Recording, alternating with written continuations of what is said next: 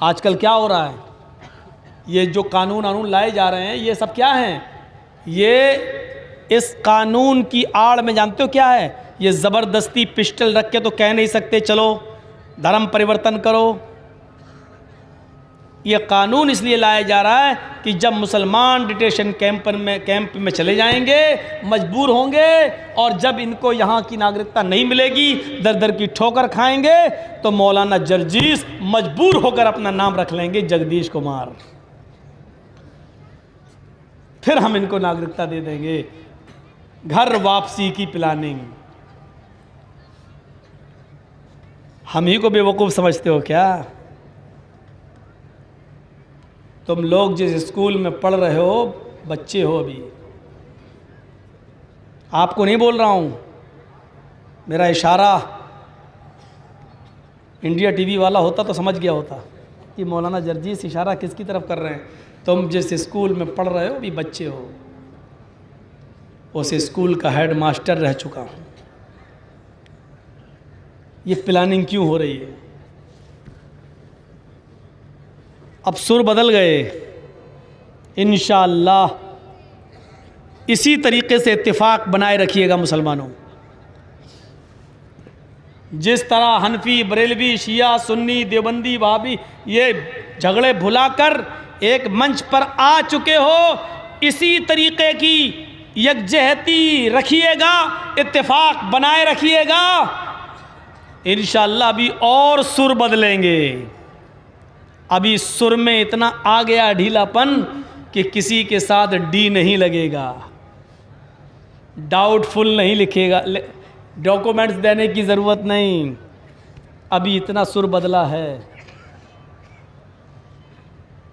अभी और बदला जाएगा इंशाअल्लाह। और ज़ोर से कहो इंशाअल्लाह। मेरे भाइयों, ताज्जुब हो रहा ना? कल तक जो लोग कहते थे 1 इंच भी, ऐसे नहीं बोलते थे, डंके की चोट पे कहता हूं, जिसको जो करना हो कर ले। कल तक ये था जुमला, आज जुमला क्या है? हाँ, किसी को भी डरने की जरूरत नहीं। मैं जानता हूं अभी भी कहीं ना कहीं दाल में काला है। मेरे भाइयों, इंशाअल्लाह हम उस वक्त तक मुत्तफ़िक़ और इत्तेफाक के धागे में रहेंगे और देश के संविधान को बचाने की लड़ाई लड़ते रहेंगे जब तक कि पूरी की पूरी दाल से कालापन ख़त्म न हो जाए और दाल पूरी की पूरी प्योर दाल ना हो जाए। हमें दाल में कालापन नहीं चाहिए। और इंशाअल्लाह इस संविधान को बचाने में जिन लोगों ने कुर्बानियाँ दी, फिरोज़ाबाद की सरजमीन पर, लखनऊ की धरती पर, दिल्ली की ज़मीन पर, इस देश के संविधान को बचाने के लिए उनकी कुर्बानियाँ रंग ज़रूर लाएंगी, वो खून ज़ाये नहीं होगा। मेरे भाइयों, बहुत बचते बचाते गुज़र रहा हूँ आपके सामने से। आपके लिए, आपके कल के लिए माहौल भी आपके लिए छोड़ के जा रहे हैं। तो मेरे भाइयों, मैं ये बताना चाहता हूं आपको कि ये थी सुलह, ये था अमन।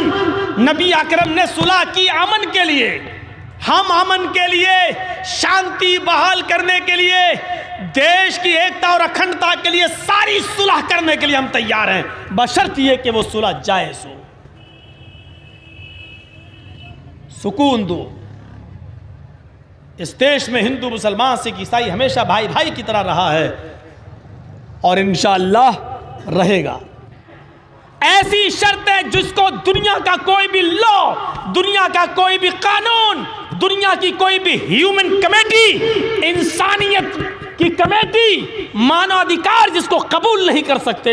मेरे भाइयों, ऐसी जालिमाना शर्तें कबूल की जनाब मोहम्मद रसूलुल्लाह सल्लल्लाहु अलैहि वसल्लम ने ये पैगाम दे दिया कि मैं अमन व अमान के लिए, शांति के लिए सब कुछ जालिमाना शर्तें भी मंजूर कर सकता हूँ,